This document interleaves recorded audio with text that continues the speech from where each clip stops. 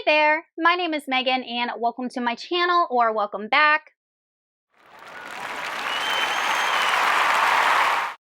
Today I'm going to be doing a book review for The Changeling by Victor Lavalle. The Changeling is the first book that I have ever read by Victor Lavalle, and it is described as a fantastical story, a dark fairy tale type story. I think that there's some magical realism in there. So that is the genre that it is. It is a standalone book. And I physically read some of this and then I switched to the audiobook. So the way that I structure my reviews is I discuss the plot of the book, some things that I liked and some things that I didn't like, and then I give the book an overall rating. So if you're interested in skipping to any one of those particular sections, I'll put the timestamps down below. However, I liked absolutely nothing about this book, so there is going to be no likes section. And I might as well just label this as a rant review because I'm going to be discussing every single thing that I disliked about this book. So let's go ahead and get started. In The Changeling, we're following a main character named Apollo Kagwa, and he lives in New York and he grew up with his mother. And the story actually starts out with how his mother and father met. His mother was an immigrant from Africa. I'm trying to remember what country. I don't remember. And they got married and they had Apollo. And then his father, named Brian, just left.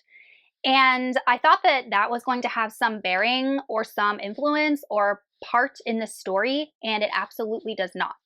So why we started with Apollo and his mother and father and how they met and the fact that his father left, like why we included that in the story at all, I don't know. But that's how the story started. Then we're following Apollo and kind of like his career. He ends up getting into books, so he buys and sells books. Even though he's not like a huge reader himself, he looks for books that are worth a lot of money and he sells them for a lot of money, and that's what he does for a living. And then he meets a woman named Emma at the library. She's a librarian. She ends up going to Brazil for a year. She comes back, they get married, and then they have their son, whom Apollo names Brian after his father who left him. So Emma starts acting a little bit weird after Brian is born, and Apollo ends up attributing it to just postpartum depression and just being a new mom. But then Emma ends up killing their baby Brian and fleeing. And Apollo, in his grief and anger, ends up going to the library where Emma worked and holding hostage all of the librarians, demanding he tell them where Emma is. They don't know. So Apollo ends up going to prison for a couple of months. He didn't shoot anybody, gets released on parole, and then starts to investigate, where Emma could have fled and why she decided to kill their son, because she said to Apollo, "That's not a baby." So the whole premise is that Brian, baby Brian, not father Brian, was a changeling. That something came in and swapped out the baby with a changeling and stole the baby. And for whatever reason, Emma was able to know this, whereas Apollo and everybody else could not figure this out. So the story, once we have gotten to this point, follows Apollo as he is trying to find his wife and his son, whom he thinks is dead. So all of this takes place in New York City. So I'm going to discuss the things in this book that just did not work for me. If you read this book and you liked it or loved it, I am so happy for you, because this just shows that there is an audience for different stories and different authors. But I personally, there was not one thing that I liked about this book, and it was quite infuriating for me to read. And I will say that if I had not switched to the audiobook, I would have DNF'd this, but I was able to finish it listening to the book while I was doing other things, so I didn't feel like I was wasting my time. So to start off, the main glaring issue I had with this book was the writing style itself. I went into this book thinking that it was going to be a creepy, dark fairy tale type story. When I think of those types of stories, I think of atmosphere. Give me a mood that is depressing and gloomy and dark. Like, I wanted to read this as a precursor to the fall, thinking that it would have like those fall type vibes. Absolutely not. This book has absolutely no atmosphere whatsoever. This author, Victor Lavalle, does not know how to write atmosphere. He does not know how to write mood. He does not know how to use imagery. He does not know how to use figurative language. He writes very matter-of-factly. He is the most mundane writer I have ever read because when he describes things, he literally lists out things. Like, oh, Apollo went and put on his socks and shoes and pants and a belt and a jacket. He writes like that. He literally lists out the things in a room when describing a room, rather than invoking sensory detail to draw me, the reader, into the story, into the scene. So the writing style itself, the prose, in my opinion, did not work for me. I found it appalling. I found it very, very, like, for someone that has never written before. That's how new writers write. And I absolutely disliked it. And then, like I said, the book started off with Brian's father and Brian's father just leaving. And I thought this was going to be a part of the story, and it absolutely wasn't. So looking back, the only reason I can think that the author would include this background information was to show how much of a father Apollo was by going after his wife and son, because Brian, his father, left them. But this book is inundated with these themes and ideas, like passive-aggressive ideas about how, like, all fathers suck. Like, all men who are fathers suck and don't believe their wives and don't support their wives. And Brian, or Apollo's father, was like that.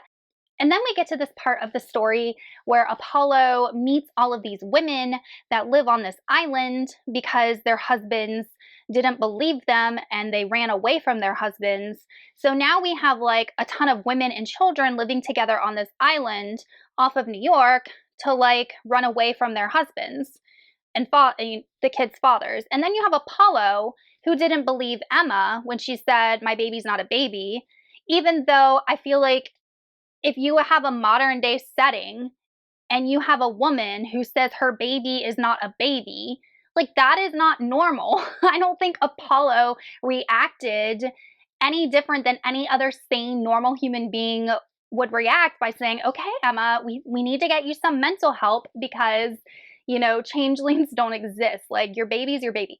Yeah, granted, this is a fantasy story, but just in retrospect, like, I don't think Apollo reacted any different than any other normal person was. And yet he's painted to be like a jerk. And every other father and man in this story is painted to be a jerk.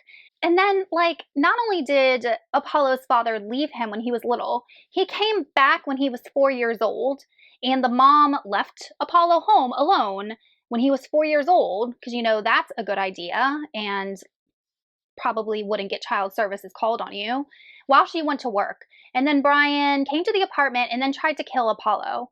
I'm like, what? Why would you even include that in the story? Like, why? What purpose does that serve? And then the mom tells Apollo, "Well, your father loved you." Like, no. If you love someone, you don't try and murder them. Like, good God. So there was just this part of the story added in, and yet the fact that the mother was leaving a 4-year-old home alone all day while she went to work wasn't even, like, addressed as a problem, yet the father coming in and trying to murder Apollo was. I'm like, what? So, I don't know. Then, like I said, Apollo goes to look for Emma, and he comes across this island off of New York that is inhabited by all of these women. And there is this one woman named Carr, I think, Carr. And I thought Emma was going to be on this island. Why else would Apollo go to this island? I have no idea. I still don't know. There was entire chapters of Apollo staying with this women on this island and interacting with their children, and then someone blows up the island and all of the women and children's like structures that they built. And I don't know why that was included in the story. It was stupid. It could have been taken out and the book could have been shortened. I still don't know the purpose of that. I thought for sure that maybe Apollo was going to learn more about Emma and where she was, and the woman on the island with the kids said, "Oh, I know Emma." It just was completely pointless. It was so stupid. It was so stupid.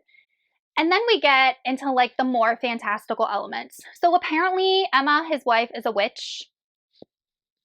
I don't know when and how that happened. I don't know. Apparently she's a witch. And she has like magical light that surrounds her at points. I don't know. And then the reason, or the thing that ended up taking baby Brian, was a troll. And it was part of this Scandinavian folklore story that was thrown into the book at like the last quarter of the book. Suddenly we're in like a Scandinavian folklore. All of a sudden, everything was completely mundane up until this, and now we have a troll that's going around taking children all of a sudden out of nowhere. And that's thrown in there. So that's the reason that baby Brian was taken. This troll steals children and eats them. So there's that. And all of it was so incredibly discombobulated and not cohesive. The story was so poorly put together, in addition to the horrible writing. Then we get to the Norwegian folktale part where we learn that there's a troll, and we go to this guy's house, and he knows the troll, and he essentially, Apollo kills him. I like, why? I mean, I get that he was doing bad things, but like I just wasn't expecting Apollo to kill him, and it was just done like so nonchalantly, like he just didn't murder a man. And then he and Emma go back to this guy's house, and there's like blood all over the place and like, you know, a dead body. And then they just go upstairs and have sex. And it's like nothing happened. I'm like, this is so unreal. The way this is written is just so, it's just not making any sense. None of this book made any sense. I don't understand books anymore if this is how this book was written. And the last thing I'm just going to throw on the top is that the antagonist's name, like the main antagonist's name, was Kindergarten. That was his name, Kindergarten. I can't take this book seriously. Kindergarten. So all in all, I really disliked this book, unfortunately. It was not for me. I really did not get a lot out of the story. I did not like the way that the story was woven together. I did not like the fact that it is pitched as a fantasy or a dark fairy tale retelling when a little smidbit of the story could even be considered fairy tale-like. And it involves a Scandinavian folktale with a troll. And it just, the whole thing was not cohesive to me. It was not cohesive to be believable. I really did not like the writing style. I think that was my biggest gripe because I just went in with higher expectations. So unfortunately, I ended up giving The Changeling 1 out of 5 stars. But you guys in the comments, let me know if you have read this book and what you thought of it, or maybe some things that you liked about it that will help me to reevaluate what I did not like about it and maybe see some good things. And I will see y'all in another video soon. Goodbye.